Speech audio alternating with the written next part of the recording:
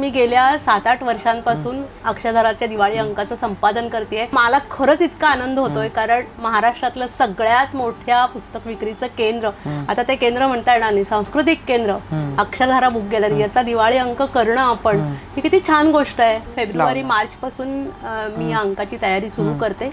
मी म्हणजे आम्ही तिघही तयारी सुरू करत असतो. लेखकांशी बोलणं, त्याच्यानंतर तो विषय एक्सप्लोर करणं आणि मग साधारण जून पासून एक एक लेख येणं. आणि सगळ्यात महत्त्वाचं आपल्या अंकाचं वैशिष्ट्य काय आहे माहिती आहे, आपण कुठल्याही लेखकाला शब्द मर्यादा देत नाही. आपण त्यांना त्यांचा विषय, पूर्ण विषय आपल्या अंकामध्ये लिहा असं संपूर्ण स्वातंत्र्य देतो आपण. यावर्षीचाच जर तू दिवाळी अंक बघितलास ना तर इतर सगळे विषय अत्यंत महत्त्वाचे आहेत, पण एक फार खास मजेशीर विषय आहे. सोशल मीडियावर एक मुंबई स्वयंपाकघर नावाचा ग्रुप आहे आणि त्या गटाविषयी आपण एक खास विषय तो घेतलाय आपण. भक्ती चप्पळगावकर आणि शुभांगी जोशी यांनी तो लेख लिहिलाय आणि आपल्याकडे सगळ्या प्रकारचे वाचक येणार आहेत. त्यामुळे आपल्या दिवाळी अंकामध्ये सगळ्या प्रकारच्या वाचकांना काहीतरी वाचायला आवडेल अशाच बाजूने आपण या अंकाची रचना केलेली असते. म्हणजे यावेळी विश्वास पाटील यांचा लेख पूर्णपणे कम्प्युटरवरनं उडला होता. ऐनवेळी त्यांनी मला फोन करून सांगितलं की माझा कम्प्युटरवर पूर्ण लिहिलेला लेख आणि तो जवळपास 8-10 हजार शब्दांचा लेख पूर्ण उडलाय.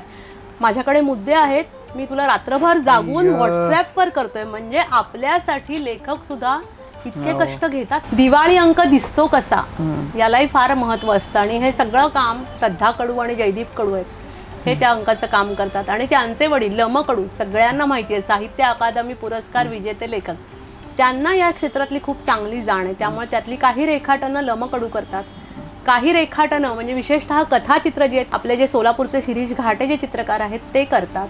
आणि बाकीचा जो अंकाचा कव्हर, जो अंकाचा चेहरा आहे तो तर आपला अनवर हुसेन यांचा असतो आणि अनवर हुसेनचं महाराष्ट्रभर नाव आहे. आणि हे कव्हर निवडण्यामध्ये आपले प्रकाशक रमेश राठिवडेकर यांचा खूप मोठा वाटा आहे, कारण फायनल कव्हर तेच निवडतात, ते त्यांच्या दृष्टिकोनातूनच तयार होतं.